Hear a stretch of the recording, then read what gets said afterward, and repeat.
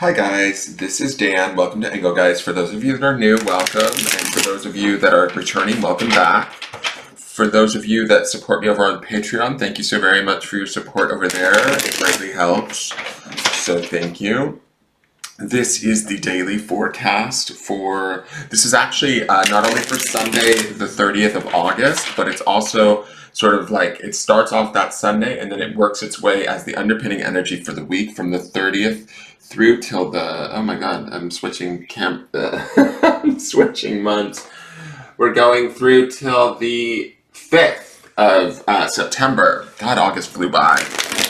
All right, so from the 30th to the 5th of September, what do we need to know? This message is also for the highest good of the greater collective. Therefore, if you're seeing it on a date when it's not a Sunday even, it's okay. There might still be something in these cards for you.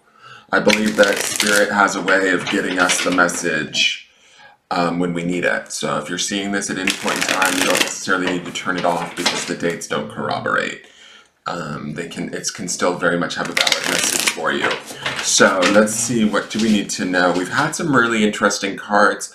For those of you that maybe don't pay attention to the channel completely, all of the taroscopes for all of the signs for September are up too, so I would pair that with this weekly. If you haven't seen your taroscope signs, you can look at that and kind of judge by what's going on in those cards and what's going on in these cards, what kind of a week it'll like sort of better add to your first week of September experience.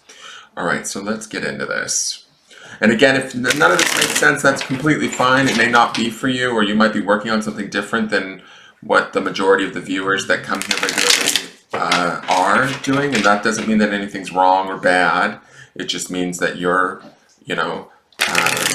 on a different path than maybe, say, the majority of folks, and that's okay. That's completely fine if you've done that. All right, so let's see.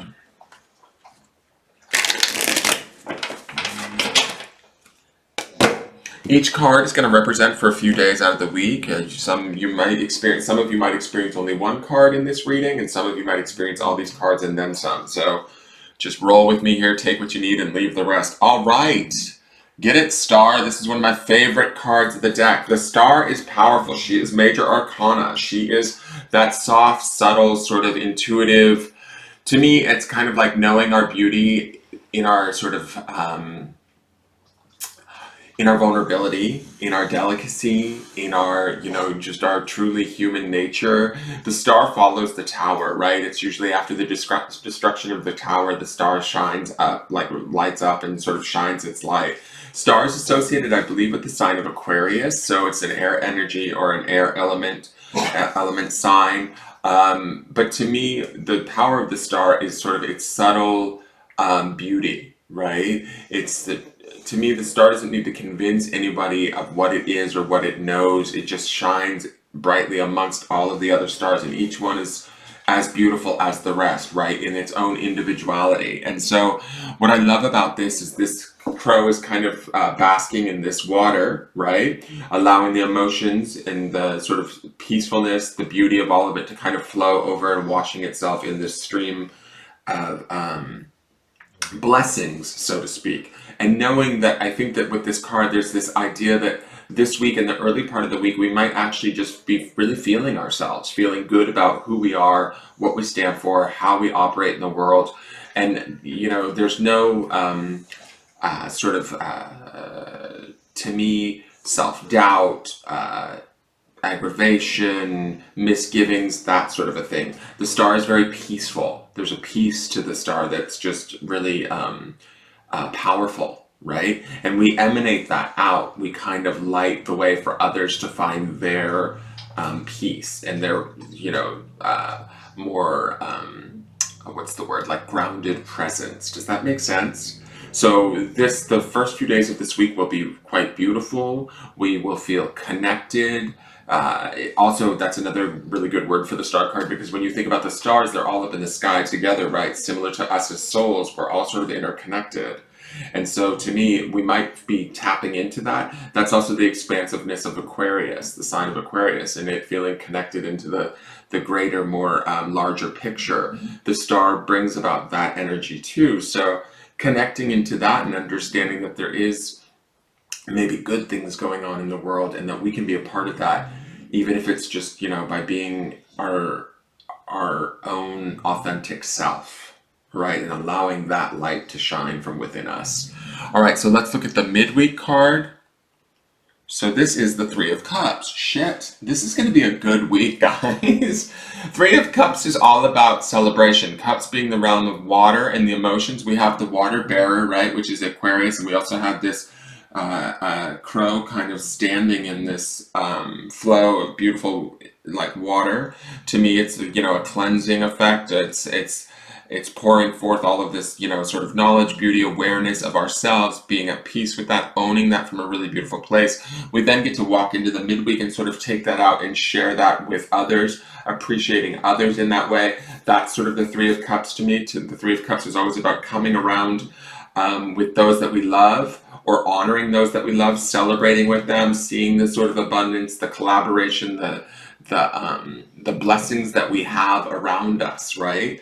So to me, when I'm looking at these two cards together, it speaks to this idea of the water bearer, or the Aquarius energy, comes in at the early part of the week and we bestow it upon ourselves. And then we take that and fill these three cups and bring them out into the midweek and share with our friends, right? There might be some sort of peace or understanding that we have about ourselves that we can maybe find or see in others and allow them to appreciate and celebrate who they are, right? Sometimes I'm going to even push it a bit further.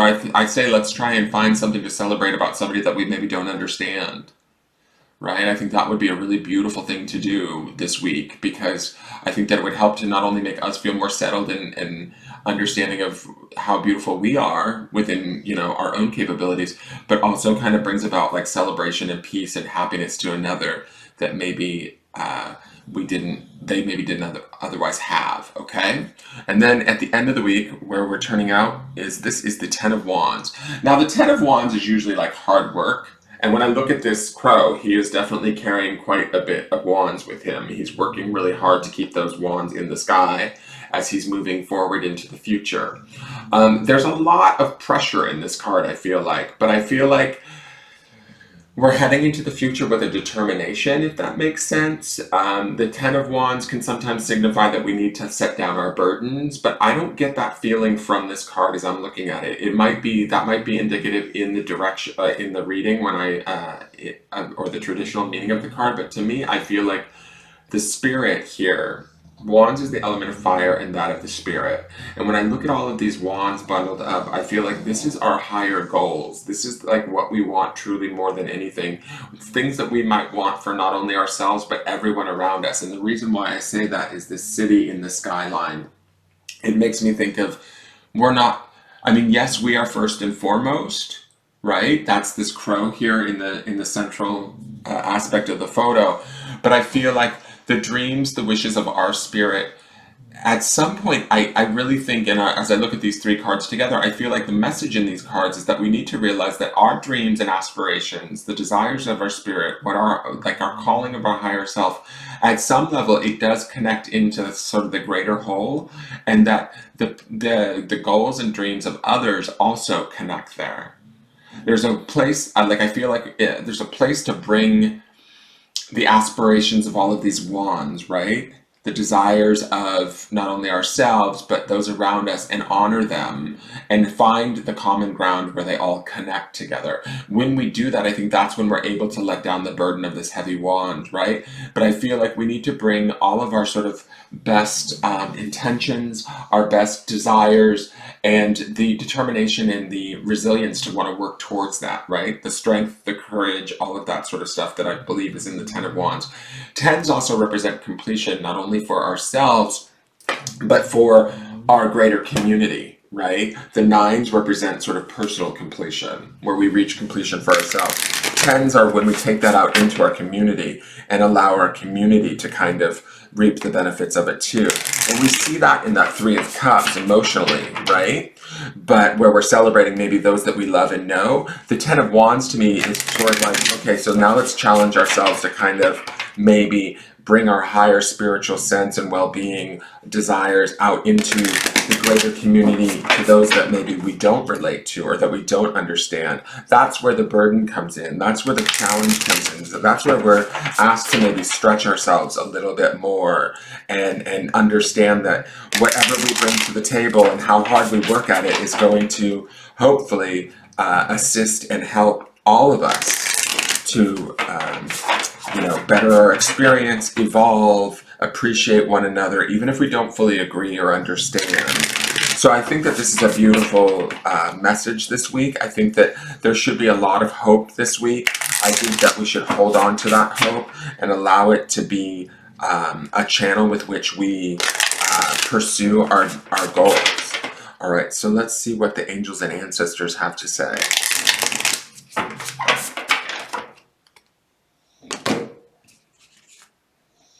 Okay, so we get Druid.